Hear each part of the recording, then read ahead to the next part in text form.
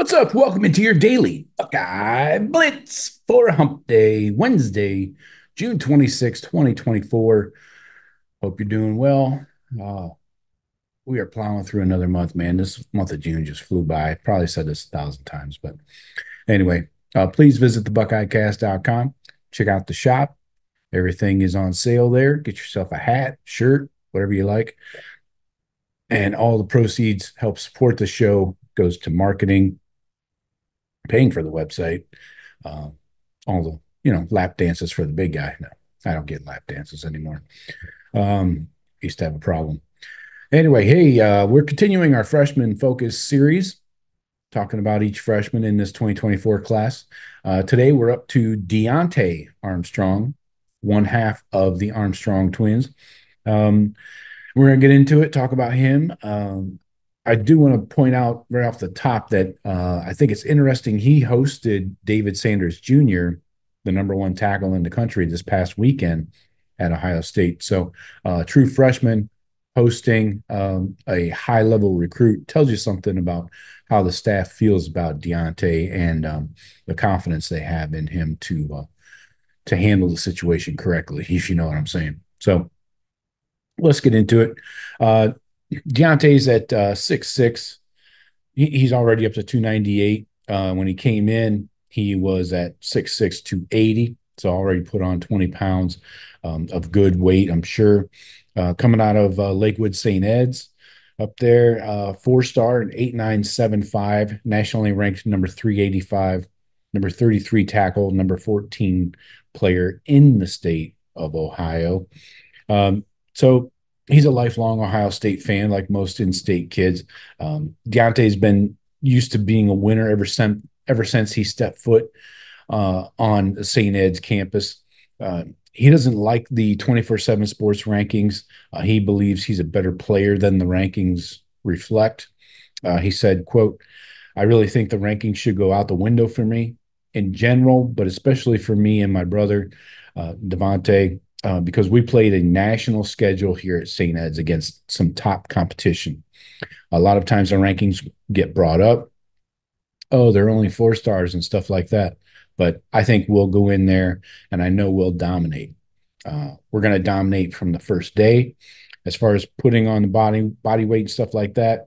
So we just go in there, dominate as Buckeyes, and help any way we can, rankings aside." So one case where maybe the rankings are not entirely accurate.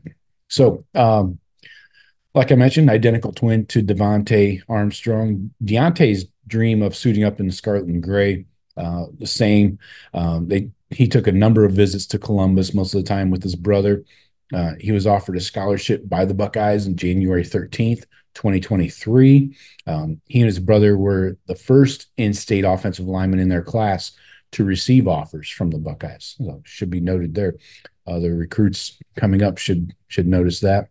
Deontae said, quote, "It was super exciting when Coach said it. It was surreal because of the relationship we built. There was a lot that went into it. So when I got the offer, I was really excited. Devontae and I just kind of looked at each other and just smiled." Growing up, watching Ohio State, you get more of a feel for the college and the environment growing up as a fan. It definitely gives you more meaning when they give you an offer. So the Armstrong twins committed to Ohio State together on March 27th, just a couple months, 2.5 months after receiving their offers. Deontae said after his commitment, quote, "Playing for the Buckeyes has definitely been a dream. As a kid watching them, it almost seems like an unattainable goal to have. And now that is reality is amazing." He continued on, quote, "My favorite moment of the day and the whole recruiting process is when at the end of the visit in Coach Day's office, after practice, my brother and I told him we've seen enough and that we'd like to commit to Ohio State today. He jumped up with a big smile and hugged us and ran to get Coach Fry. It was just an overall surreal experience."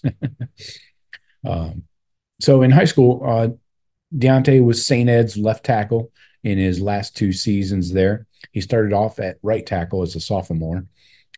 He was the anchor of the O line for a dominant rushing attack over his last 3 seasons. He led the Eagles to an impressive 45-3 record and three straight state championships. St. Ed's averaged over 250 yards rushing per game in 2023. Just road graders. Jeez. Armstrong was named first team all state and all district. So, with looking at the 2024 season with Josh Simmons starting in left tackle, then behind him you got Zen Mahalski or George Fitzpatrick backing him up. Armstrong's going to be a depth piece in his first year. He'll probably redshirt as a freshman. He'll get in his 4 games, but he can develop his technique, add more muscle to his frame. Armstrong said his best on-field attribute is his quickness and athleticism. He said, quote, also using that athleticism and being strong, being more of a lean defensive tackle, I think is a better fit for me going against quicker defensive ends than other offensive tackles might not be able to block because of how quick they are. So Armstrong's ready to learn from Justin Fry and the rest of the offensive linemen. He said, quote, I want to insert myself and learn from the guys and then take off with what they're telling me. Take off with the technique and Coach Fry's telling me, and not let me come in as a freshman or whatever and deter me from thinking I can't go in there and play right away or eventually. I'm not looking at myself as a freshman saying I can't help the team. I want to help the team right away in any way possible and really just try to dominate every practice and go out there and do my job to the best of my ability and see where that takes me. So Armstrong feels like he's already ahead of the curve coming from a program like St. Ed's. He didn't mention that Ohio State runs a similar offense to his high school team. So adjusting mentally won't be that much of a challenge. So there will be more details and things like that with college football, of course. But he also said, quote, it's experience with even the same terminology. I was talking to Coach Fry, and we got a lot of same names for a lot of the same stuff. I think it helps being coached and going against actually good players, not going against small name schools. I mean, we went against OSU targets like Clemson defensive end Darian Mayo on national TV. So we go against the best of the best every week in high school, and I think that only helped me out for college. So that makes sense. So long term, you got Josh Simmons has 2 years of eligibility remaining, but if he has a good year in 2024, he could be off to the draft next year. So that would open the door for a position battle at left tackle. And Armstrong would definitely be in the mix if he needs to impress the coaches on and off the field this year. So at the very least, there is a path for Armstrong to compete for a spot in the 2 deep in year 2. He should compete for a starting job by year 3 at the latest. His quickness, athleticism, ability to finish blocks, that gives him a unique skill set that could set him apart from other offensive linemen on the team. So, and he's really ready to help the Buckeyes beat the cheaters. Armstrong said, quote, I love Ohio State. I grew up an Ohio State fan, hate Michigan. That was the squad that most recruited by. I only went to one time. So losing to Michigan sucks. It feels like you just got stabbed in the back. Yes, we all know that feeling.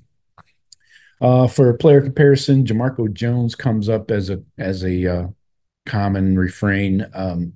He played a little in his first 2 seasons as a Buckeye. Jones started at left tackle and anchored that side of the line as a junior and a senior. Started 50 games, 27 consecutive games.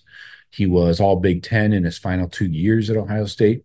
So with development over the next 2 years, Deontae has the potential to anchor the left side of this offensive line. And as an upperclassman, off to the NFL, of course. So the only question is, how many years will it take, right?